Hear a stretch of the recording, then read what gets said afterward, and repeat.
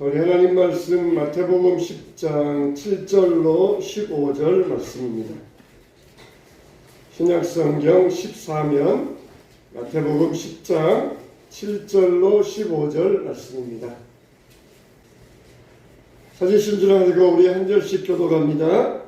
가면서 전파하여 말하되 천국이 가까이 왔다 하고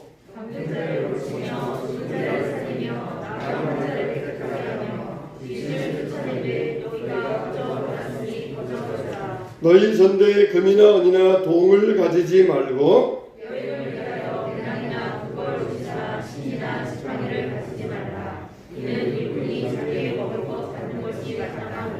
어떤 성이나 마을에 들어가든지 그 중에 합당한 자를 찾아내어 너희가 떠나기까지 거기서 머물라.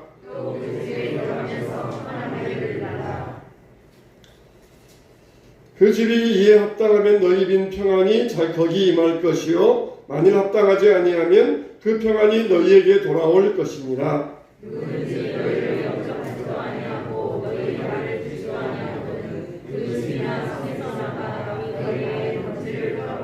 다같이 내가 진실로 너희에게 이르노니 심판날에 소돔과 고모라 땅이 그 성보다 견디기 쉬우리라. 아멘. 우리나라에는 산에 가면은 절들이 많이 있습니다. 정말 유명한 산들마다 절이 없는 산들이 없어요. 어떤 산에는 무려 20개, 30개, 조그만 암자까지 합치면은 수십 개의 절이 있는 그런 산들이 우리나라에는 정말 많이 있습니다. 그런데 평상시 가면은 이 법당에서 스피커를 틀어놓고 녹음기를 틀어놓고 평상시에는 연불이 나오는 경우들이 많이 있어요. 소리도 조그맣고 녹음기 틀어놓고 스피커에다가 대놓고 연불 나는 경우들이 많이 있습니다. 그런데 어느 날 산에 가보았더니 아주 그냥 직접 나와서 연불을 하는데 그 소리가 얼마나 크고 얼마나 낭낭한지 깜짝 놀랐어요.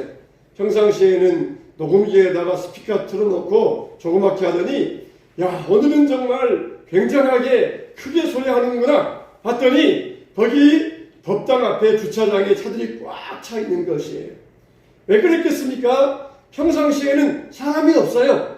그러니까 아무도 없는 법당에다가 혼자 녹음기 틀어놓고 스피커 틀어놓고 그렇게 연불을 합니다. 근데 그날에는 무슨 그 집안에서 제사 드린 것 같아요. 그래가지고 온 집안 사람들이 불교에서는 영혼을 위해서 하잖아요. 그러니까 영혼을 위해서 천도한다는 그런 이 전불을 들고 있었습니다. 그러니까 평상시에는 사람이 없으니까 소리도 조그맣고 그렇게 연불을 하다가 그날따라 그냥 법당 사람들이 가득 차 있으니까 막 연불하는 사람도 신이 나가지고 막 크게 하면서 그렇게 연불하는 모습을 보았습니다. 그래서 저 깨달았어요. 우리 예배가 저런 예배가 되면 안 되겠다. 그냥 사람 많다고 신나고 사람 없다고 그냥 힘 빠지고 그런 예배가 되면 안 되겠다. 그런 예배는 뭡니까? 그런 예배는 사람들 위해서 드리는 예배 아닙니까? 우리 예배는 누가 받으십니까? 하나님이 받으셔요. 하나님께 드리는 예배입니다. 그러니까 하나님께 드리는 예배는 하나님께서 받으시는 예배예요. 참 그걸 보면서 생각을 많이 했어요. 우리 예배가 저런 연불 같은 예배가 되면 안 되고 하나님이 받으시는 예배가 되어야 되겠다. 할렐루야. 우리 예배는 오직 하나님이 받으시는 예배입니다. 하나님께서 받으시는 예배가 되어지시기를 주님의 이름으로 축원합니다. 우리 박수로 영광 돌려드리겠습니다. 할렐루야. 할렐루야. 아멘. 오늘 말씀 보면은 예수님께서 우리에게 가르쳐 주신 삶의 전략들이 나와요. 예수님이 우리에게 삶의 지침들을 주셨습니다. 6가지로 우리에게 주신 삶의 지침들을 나누어 볼 수 있는데 첫째로 보니까 천국이 가까웠느니라 이렇게 말씀하셨어요. 무엇이 가까웠느니라? 천국이 가까웠느니라. 이 말씀은 지난주에 말씀드렸던 대로 하나님 나라를 말씀하고 있어요. 그러니까 천당과 천국, 하나님 나라는 우리가 이 구별해 볼 수 있어야 된다고 말씀을 드렸어요. 천국이 가까웠다. 이 말은 천당이 가까웠다. 그런 뜻이 아니라 하나님 나라가 가까웠다. 그런 뜻이에요. 그러니까 하나님 나라가 가까웠다. 이것은 무슨 뜻이에요? 하나님 나라의 주인이신 예수님께서 지금 우리 곁에 와 있다는 것이에요. 그러니까 첫째로 삶의 지침은 뭐냐? 천국을 선포하라는 것입니다. 하나님 나라를 전하라는 것이에요. 이 말은 예수님이 우리와 함께 계신다는 뜻입니다. 나라의 정권이 바뀌었어요. 독재자가 물러갔습니다. 사탄의 나라가 물러갔습니다. 이제는 좋은 왕이 정권을 잡았습니다. 그런데 그 좋은 왕이 전에는 감옥에서 죄수로 갇혀 있었어요. 감옥에서 죄수로 갇혀 있던 좋은 왕이 나쁜 왕을 물리치고 감옥에서 나와가지고 정권을 잡았습니다. 그러면은 전에는 죄수였던 왕이었는데 전에는 백성들이 그 왕을 죄수로 여기면서 그렇게 천대했었는데 이제는 그 왕이 나와서 정권을 잡았으면은 그 왕을 존중하고 추앙할 수 있어야 됩니다. 근데 여전히 전에 죄수로 있었을 때처럼 막 그냥 천대하고 모욕한다 그러면은 옆에서 뭐라고 했습니까? 쉿! 조용히 해! 그분이 지금 정권을 잡았단 말이야. 그분은 지금 감옥에 있는 죄수가 아니야. 정권을 잡았어. 쉿! 입 조심해! 그러면서 사람들에게 단속시키지 않겠습니까? 그런 것처럼 천국이 가까웠다. 이 말은 사탄의 왕국, 사탄이 주장하던 나라는 물러가고 이제 하나님이 주관하시는 나라가 이제 우리 가운데 가까이 왔다. 임하고 있다. 쉿! 입 조심해! 예수님이 너희와 함께 계시다는 것을 너희는 모르면 안 된다. 임마누엘이다. 이것을 사람들에게 전파하며 살라는 것이에요. 하나님 나라가 가까이 왔다는 것입니다. 그러니까 우리 인생은 얼마나 짧은 순간입니까? 지금은 심각하게 여겨도 10년, 20년 지나면은 아무것도 아닌 일이 됩니다. 80년이 지나면은 모든 문제는 다 역사 속에 묻혀버리고 세월 속에 묻혀버리고 땅에 묻혀버리고 흔적도 없이 사라지게 되고 말 것입니다. 정말 우리가 바라볼 것은 지상 나라가 아니에요. 세상 나라가 아니에요. 우리가 바라볼 게 바로 하나님 나라이라는 것입니다. 천국이 바로 지금 여기 내 마음속에 우리들 옆에 와 있다. 이 사실을 사람들에게 가르쳐 줄 수 있어야 돼요. 그래서 우리가 영혼의 진리를 가르치는 것은 뭡니까? 바로 전도입니다. 전도예요. 사람들을 보면은 세상을 살아가는 방법들이 많이 있어요. 세상에는 정답이라고 하는 게 없습니다. 누구는 이런 방법, 누구는 저런 방법, 각자 자기들 나름대로 해답을 찾아가지고 여러 가지 방법으로 세상을 살아가고 있어요. 그걸 보면은 정말 인생의 정답은 예수밖에 없다는 것을 우리가 철저히 다시 한번 깨달을 수가 있습니다. 사람은 다 각기 해답, 여러 가지 방법이 있지만 그러나 정답은 무엇입니까? 정답은 바로 예수 그리스도이십니다. 할렐루야. 천국이 가까웠느니라. 하나님 나라의 주인이신 예수님께서 우리 곁에 와 있느니라. 전에는 율법적으로, 전에는 여러 가지 상징적으로만 사람들에게 알려주셨는데 이제는 그분이 직접 몸을 입고 이 땅에 오셔가지고 우리에게 직접 말씀하시고 이 땅을 밟으시고 사람들에게 보여주시고 전파하시고 병을 고쳐주시고 이런 일들을 행하셨다는 것이에요. 알아! 천국이 가까웠느니라. 병든 자가 고침받고 죽은 자가 일어나고 나병한 자가 깨끗함을 받고 귀신이 쫓겨가느니라.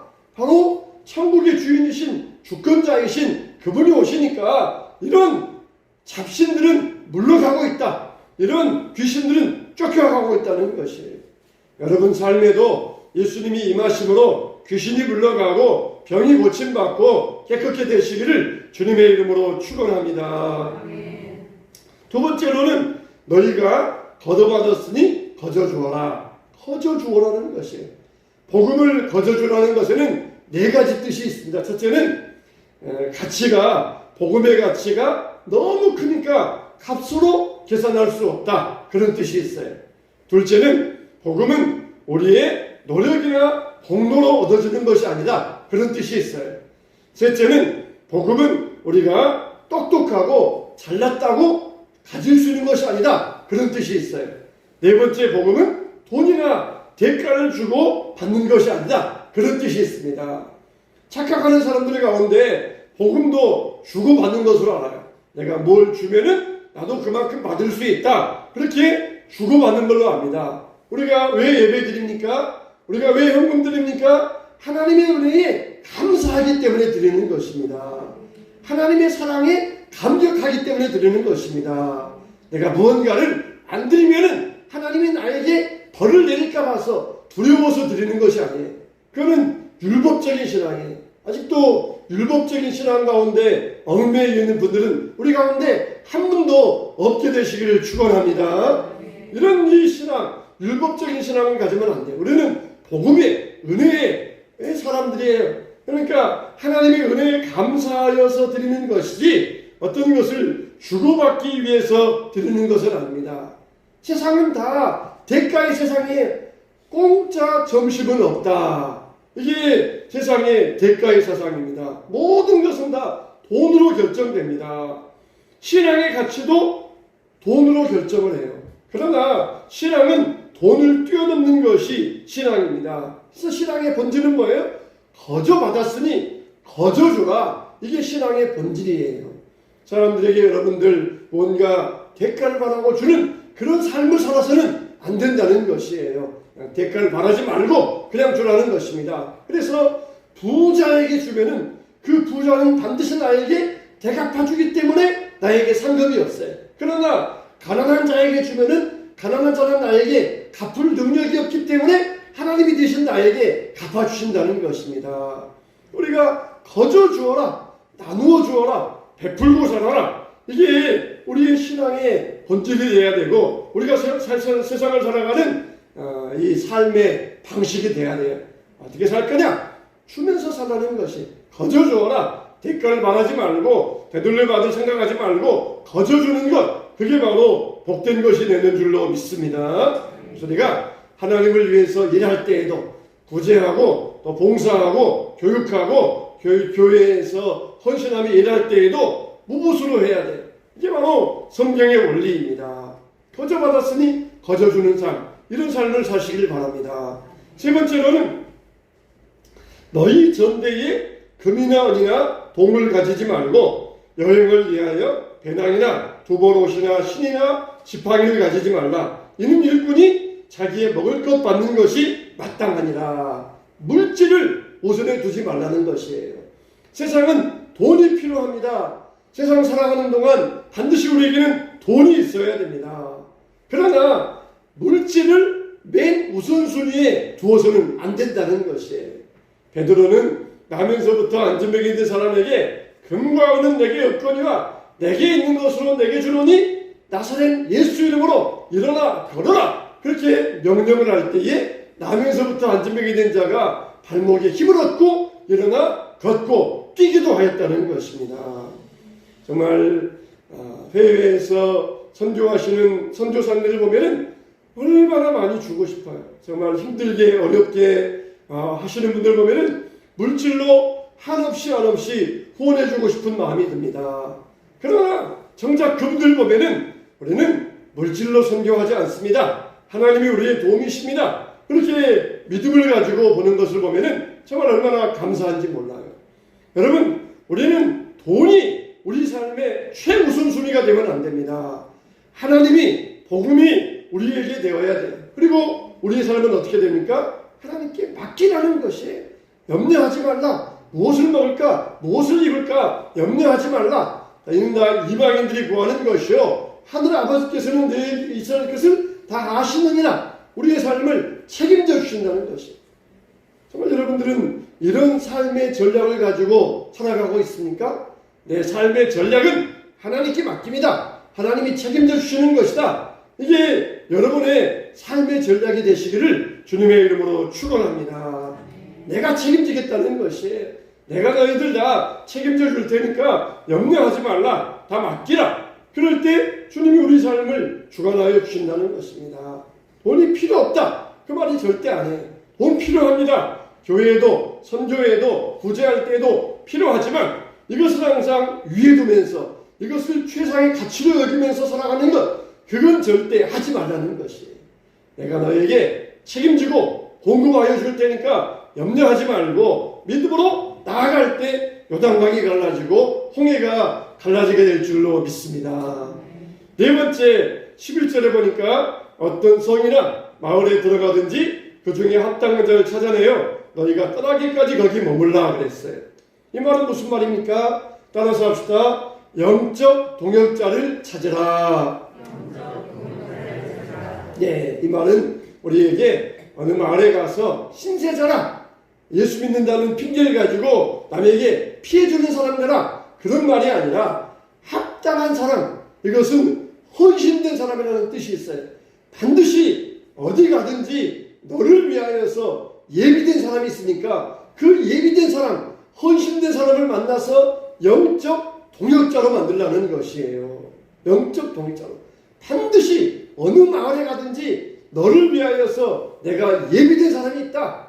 그러면은 그 사람을 영적 동역자로 만들어서 그 사람을 통하여서 보급받고 함께 일어나는 것이에요. 합당하다. 이 말은 헌신된 사람이라는 뜻이 있습니다. 그래서 헌신된 사람은 어떤 사람이냐? 영적으로 도덕적으로 성숙한 사람을 이야기해요. 여러분, 우리의 신앙생활은 꽃놀이가 아니라 우리의 신앙은 영적 전쟁입니다. 어제 결혼식에 갔더니 결혼식 주례하시는 목사님이 그런 말씀을 하시더라고요.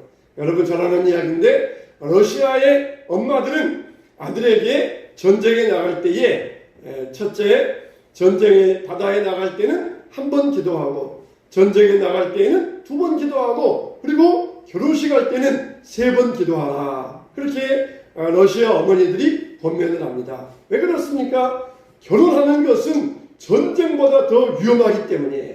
결혼은 영적 전쟁이기 때문입니다. 그러니까 우리 인생은 영적 전쟁이에요.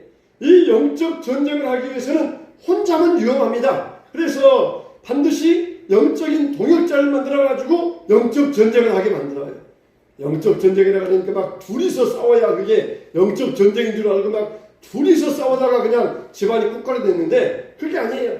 영적 전쟁은 우리는 동역자입니다. 둘이 힘을 합쳐가지고 결혼생활할 때 영적 전쟁을 싸워나가는 것이에요. 이 영적 전쟁은 정말 혼자 하면 힘들어요. 그러니까 반드시 영적인 동역자가 있어야 됩니다. 함께 영적인 동역자가 있어서 함께 이 영적인 전쟁을 싸워나가야 된다. 참 그렇게 권면하시는 말씀을 들어보았어요. 여러분 그렇지 않습니까? 영적 전쟁에, 인생은 영적 전쟁에, 이 육신의 전쟁보다 더 위험한 게 영적 전쟁입니다. 영적 전쟁은 혼자 하기 힘들어요. 예수님께서도 제자들을 보내실 때 반드시 혼자 보내지 아니하시고 둘씩 짝을 지어가지고 보내셨어요.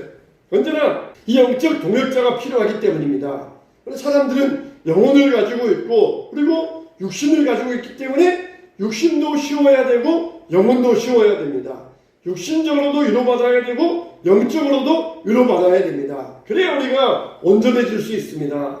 신앙적으로 사는 사람들은 항상 보면은 영적인 동역자들, 헌신된 사람들이 눈에 들어와요. 근데 육신적으로 사는 사람들은 항상 세상 사람들만 눈에 들어옵니다. 여러분들은 어떤 사람이 더 눈에 자주 들어옵니까? 영적인 사람들은 헌신된 사람들을 찾아가지고 반드시 그 사람과 영적인 동역을 해요. 근데 세상적인 사람들은 자기와 똑같은 육신적인 사람을 찾아가지고 그 사람과 똑같이 합니다. 술 마시고 싶으면 혼자 마시면 되는데 꼭 사람 찾아가지고 술을 마셔요. 담배 피우고 싶으면 혼자 피우면 되는데 꼭 찾아가지고 3, 4 모여가지고 같이 담배를 피웁니다. 우리는 어떤 사람입니까? 우리는 영적인 사람이에요.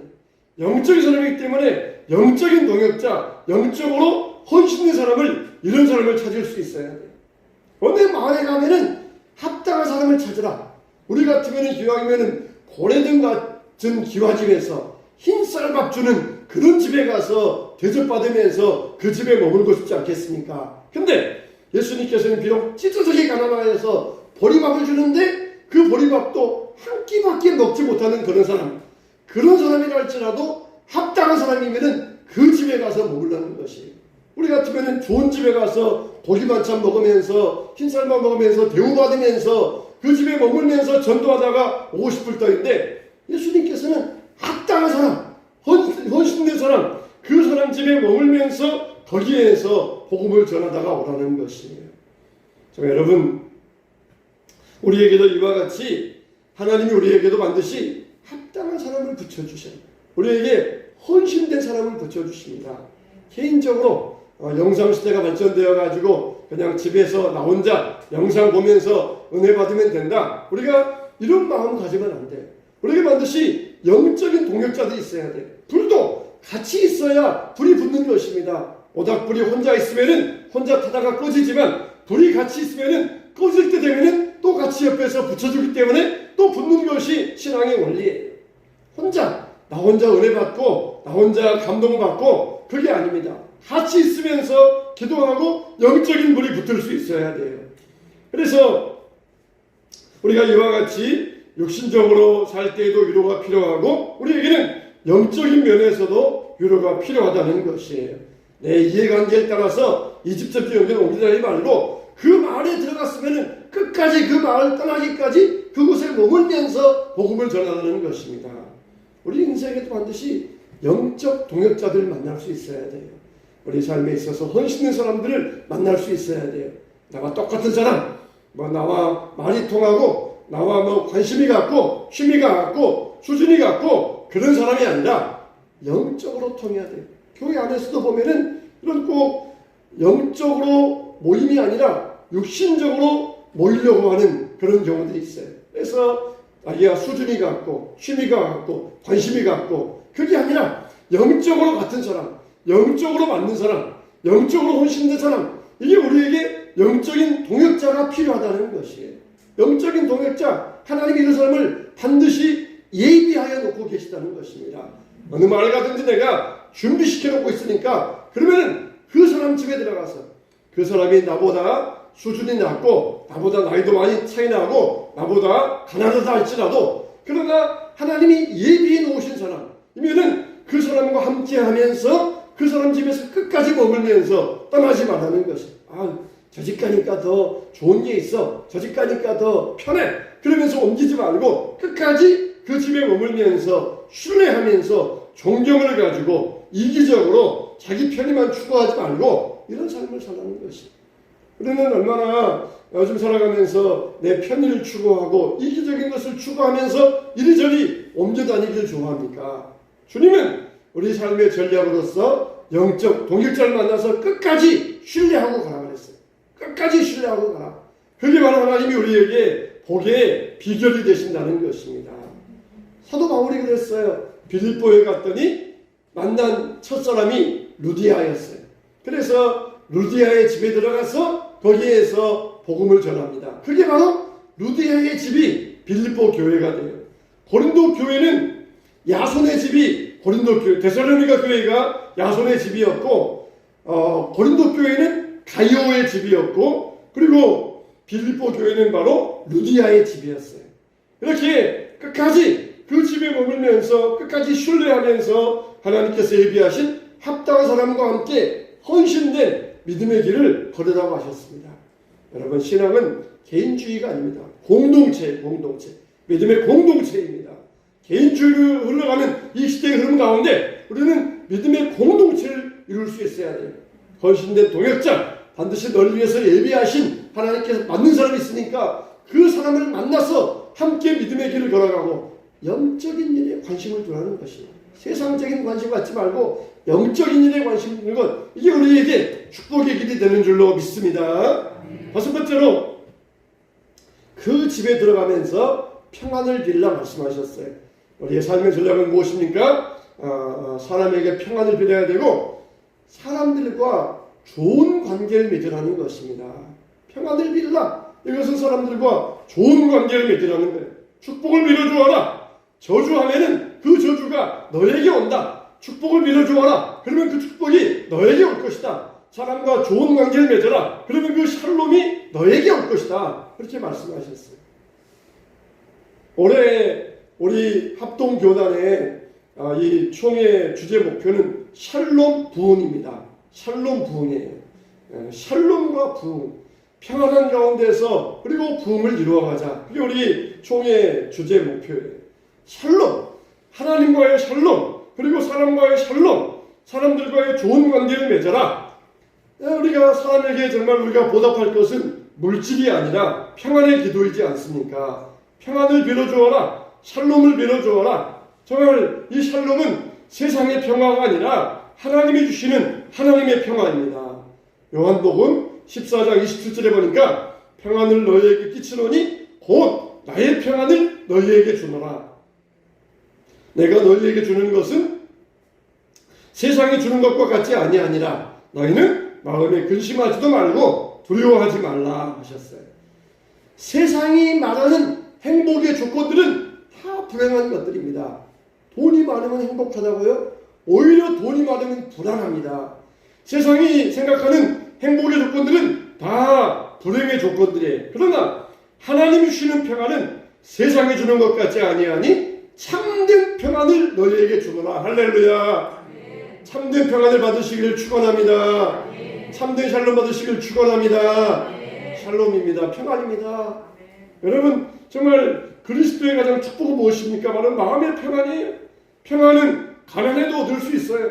뺨을 맞고 코피 흘려도 얻을 수 있습니다. 억울하고 감옥에 들어가도 평안을 얻을 수 있습니다. 진정한 평안은 뭐예요? 하나님과의 얻는 하나님과의 관계의 평안이에요. 하나님께서 우리를 보실 때 참 평안하게 사랑하는 딸아, 참 사랑하는 아들아, 내가 너를 사랑하노라. 그러면은 얼마나 마음이 평안합니까? 근데 하나님이 외면해 버리시고 하나님이 얼굴을 돌려버리시고 그러면은 우리는 불행할 수밖에 없어요. 하나님과 좋은 관계를 가져라. 그리고 사람들에게 평안을 빌어주어라. 복을 빌어주어라. 사람들과 좋은 관계를 가져라. 이렇게 말씀하셔요. 아무리 우리가 세상에서 많은 걸 가지고 있어도 사람 관계에 불편하면은 우리의 삶은 절대로 행복할 수가 없습니다. 사람들과 좋은 관계 유지해라. 이게 여러분 삶의 전략이에요. 그러면 어떻게 해야 돼요? 양보하셔야 돼요. 양보. 내가 손해보고 양보하셔야 돼요. 그래야 사람들과 좋은 관계 이룰 수 있습니다. 그래서 삶의 전략, 사람에게 평안을 빌어주어라. 항상 좋은 관계 가져라. 예수님 말씀의 삶의 전략. 마지막으로 여섯 번째 삶의 전략은 뭡니까? 14절과 15절에 보니까 누구든지 너희를 영접하지도 아니하고 너희 말을 듣지도 아니하거든 그 집이나 성에서 나가 너희 발에 먼지를 떨어버리라. 내가 진실로 너희에게 이르노니 심판날에 소돔과 고모라 땅이 그 성보다 견디기 쉬우리라. 마지막 심판날을 기억하며 살라. 이게 우리의 가르쳐주신 삶의 전략이에요. 지금은 몰라요. 지금은 복음을 거절합니다. 잘 먹고 잘 사니까 복음을 안 들어요. 그러면 어떻게 하라는 것입니까? 발에 먼지를 털어버리라. 이거는 유대인들의 관습입니다. 유대인들이 이방인 땅에 갔다가 이방인들에게 박대당하면은 너희 땅의 것은 발에 먼지를 싣다 그래가지고는 발에 먼지를 털어버리는 이게 이방인을 무시하는 행동이에요. 근데 비록 유대인들이라 할지라도 복음을 듣지 않으면은 그 발에 먼지조차 싫다 이렇게 털어버리고 유대인들이라도 복음을 거절하면은 이렇게 된다. 무시당하게 된다. 그런 이 관습적인 행동을 가지고 발의 먼지를 털어버리라. 그렇게 말씀하시는 것입니다. 여러분 정말 세상 살아오면서 무시당해 본 적이 있습니까? 아무것도 아닌데 무시당해 본 적이 있습니까? 억울해서 잠이 안 와요. 그냥 10년 지나도 그것만 생각하면 막 속이 막 부글부글 끓어올라요. 그런데 무시당한 것보다 더 무서운 게 뭐냐? 바로 하나님의 심판이라는 것입니다. 하나님의 심판은 1000만 배, 억만 배 더 무서운 것이다. 지금은 몰라요. 지금은 이 땅에서 건강하고 돈 있게 살아가니까 모르지만은 심판날이 임했을 때 그 심판은 정말 무서운 심판이 될 거라는 것입니다. 차라리 소돔과 고모라가 그날에 견디기 쉬울 것이다.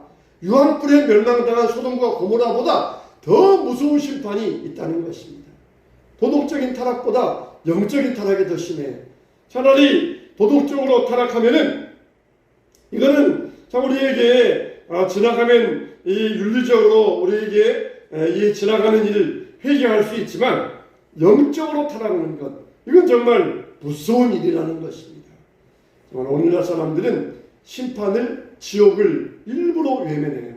지옥이 없다, 심판이 없다 그렇게 말들 하면 왜 그렇습니까? 하고 싶지 않으니까 가기 싫으니까 심판을 외면하고 지옥을 외면합니다. 그러나 우리는 우리의 삶의 전략으로 항상 그 심판을 잊지 말아야 됩니다. 소돔과 고모라가 이보다 더 심할 것이라고. 우리가 이 심판을 잊지 말아야 돼요. 여러분, 주의 종이 여러분들에게 하나님의 종의 권위를 가지고 이 시간 말씀을 전할 때 여러분들이 이 말씀을 귀담아 들을 수 있어야 돼요. 그렇지 아니하고 흘러버린다 그러면은 소돔과 고모라보다 심판날에 더 견디기 어렵다는 어찌 된다는 것이에요. 여러분, 우리가 항상 이 심판날을 잊지 않고 살아야 됩니다. 사람들이 왜 죄를 짓습니까? 심판과 지옥이 얼마나 무서운 줄 모르기 때문에 그래요. 얼마나 지옥과 심판이 두려운 줄 모르기 때문에 심판을 지으면 이 죄를 지으면서 사람들은 살아가고 있습니다. 우리는 그러면 안 돼요. 우리는 죄와 그리고 심판이 하나님 앞에 지옥이 얼마나 두려운가 그걸 알면서 정말 죄를 무서울 정도로 멀리할 수 있어야 됩니다. 우리는 영적 전쟁 가운데 살아가고 있습니다. 그러므로 우리는 나약해서는 안 돼. 맨날 상처받았다고 하면서 나약하게 살면 안 됩니다. 조금만 손톱 밑에 가시만 있어도 상처받았다 그러면서 이것을 온 몸에 있는 것처럼 말하면 안 됩니다. 전쟁터에 나가면은 어떤 피해를 입겠습니까? 그때는 목숨이 오락가락할 것이에요. 그러면은 그때가 되면은 손톱 밑에 상처 정도는 이거는 오히려 감사할 것입니다. 우리는 지금 영적 전쟁터에 살아가고 있어요. 상처 때문에 나약하게 살아가지 말고 우리는 강한 자가 되어야 됩니다. 전쟁터에 나가면 강해지지 않으면 안 됩니다. 영원한 천국을 바라보는 동시에 우리가 마지막 심판도 바라볼 수 있어야 됩니다. 성령의 능력을 의지하며 살아갈 수 있어야 됩니다. 여러분의 삶의 전략들은 무엇입니까? 오늘 여러분들에게 주신 이 말씀들을 통하여 하나님, 나도 이러한 삶의 전략들을 가지고 귀신도 쫓아내고 그리고 병자도 고치고 내 병도 고치고 그리고 이 하나님께서 주신 믿음의 온전함을 가지고 이 영적 전쟁에서 승리하게 하여 주시옵소서. 믿음으로 살아가게 되시기를 주님의 이름으로 축원합니다.